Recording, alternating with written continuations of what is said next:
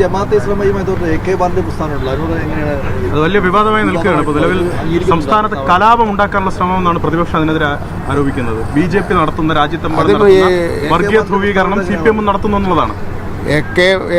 നമ്മുടെ UDF-ഉം അവരും പിന്നെ ജമാഅത്ത് ഇസ്ലാമിയും തമ്മിൽ മുന്നണിയാണല്ലോ, പിന്നെ അതങ്ങനെ പറയും.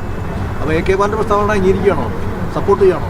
അല്ല, മുന്നണിയാണല്ലോ UDF-ഉം പിന്നെ ജമാഅത്ത് ഇസ്ലാമിയും തമ്മിൽ മുന്നണിയാണല്ലോ. അതിനപ്പുറം വേറെ എന്താ നമ്മൾ പറയാൻ പറ്റുന്നത്? മിനിസ്റ്റർ, ഇന്നലെ രാത്രി PD സതീശൻ സീറോ മലബാർ സഭയുടെ സിനഡ് നടക്കുന്ന സ്ഥലത്ത് മതമേലധ്യക്ഷന്മാരെ കാണാൻ പോയിട്ടുണ്ട്. രാത്രി ആരെയും അറിയിക്കാതെ ഔദ്യോഗിക വാഹനമൊന്നും ഉപയോഗിക്കാതെയാണ് പ്രതിപക്ഷ നേതാവ് പോയത്. അത് തെരഞ്ഞെടുപ്പ് അടുക്കാനുള്ള സമയത്ത് അത് സിനഡ് നടക്കുന്ന ഒരു സ്ഥലത്തേക്ക് നമുക്ക് അവിടെ ചെന്ന് തടയാൻ പറ്റില്ല അയാളെ.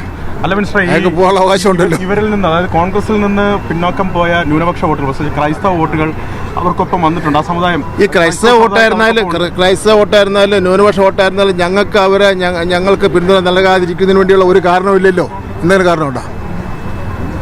എന്തെങ്കിലും കാരണമുണ്ടോ? ന്യൂനപക്ഷങ്ങളെ സംരക്ഷിക്കുന്ന ആര് കേരളത്തിൽ? ക്രൈസ്തവരുടെ ഒരു പ്രശ്നം വന്ന് ആരാ സംരക്ഷിക്കുന്നത്? കോൺഗ്രസ് തദ്ദേശ തെരഞ്ഞെടുപ്പിൽ അവർ പൂർണ്ണമായി കൈവിട്ടു. ആ വോട്ടൊന്നും അങ്ങനെയൊന്നും പോയിട്ടിരുന്നില്ല. നിൽക്കും ഉറപ്പല്ലേ?